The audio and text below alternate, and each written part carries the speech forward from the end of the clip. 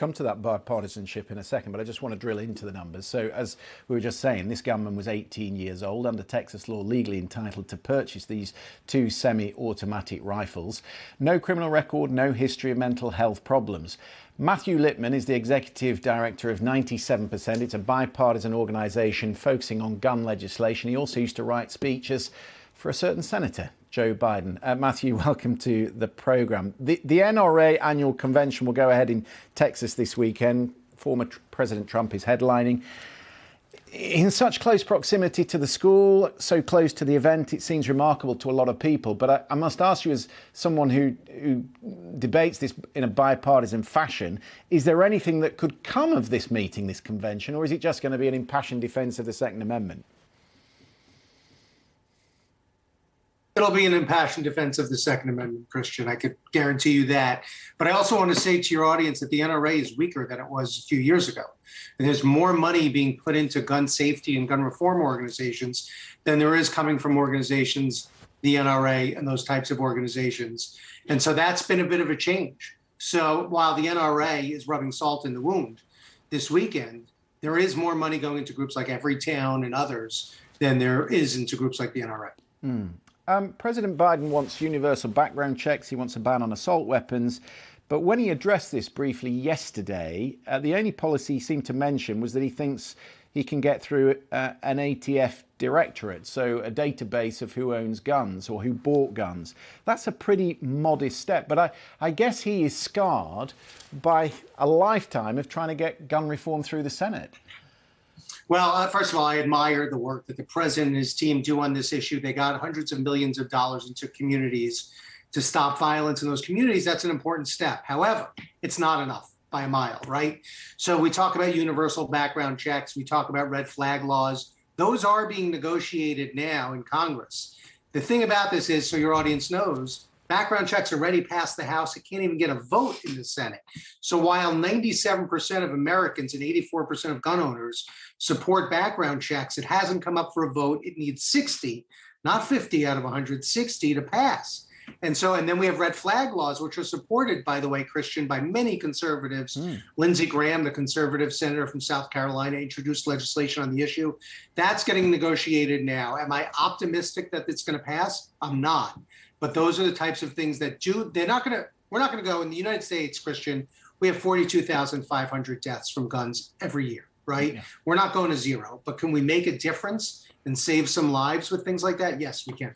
Can I just drill into the figures? Because I think it'll contextualize for people what we're talking about. So let's remind ourselves, first of all, the scale of the problem, how America's gun culture compares to the rest of the world. We know, as you've already said, that there are more guns than people. 330 million people, 393 million guns. In the rest of the world, there are 7.4 billion people and 464 million guns.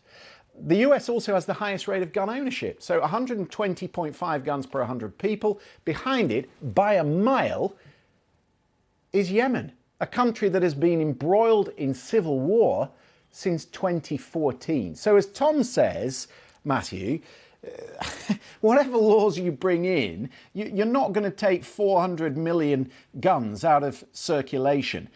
I'll give you another statistic. 42% of the world's guns are in the United States. We have 8% of the world's population, right? Yeah. And Tom's absolutely right. We're not going to get 400 million guns out of the United States. So what are you going to do? You have to make a difference on the issue. We think you have to bring gun owners to the table, because the truth is, and Christie's a perfect example of this, the former governor from New Jersey, she's a gun owner, and I'm sure she believes in gun reforms. I know she does from her time as governor. Gun owners believe in background checks, but they're not advocating. We need gun owners to get to the table. That's the missing piece here. Yeah. Somebody got in contact with me last night on social media and said, hang on, Joe Biden has the White House, he has the House, he has the Senate. For gun laws to change, they would need 60 votes, right? Yeah, so it doesn't, you could say, yes, we have the Senate, but essentially, no, we do not. Right, because you do need 60 votes and we don't have 60 votes. So this has passed the House. Of course, Joe Biden would sign this into law, but it can't pass the Senate yet. Now, red flag laws, that's a real possibility.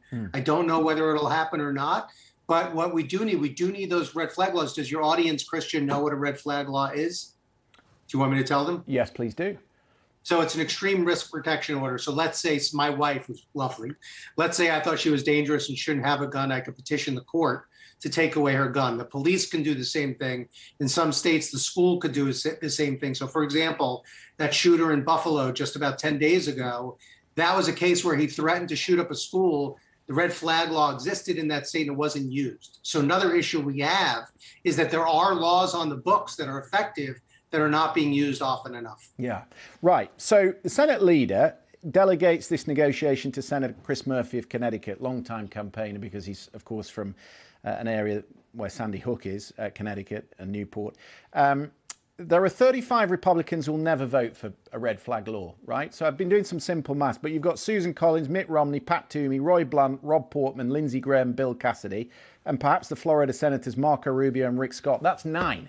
That's 9. He needs one more to get that over the line. The problem is momentum. So tonight, they go on a 10-day recess, and I suspect, as we've seen many, many times before, Congress goes home and the situation is forgotten.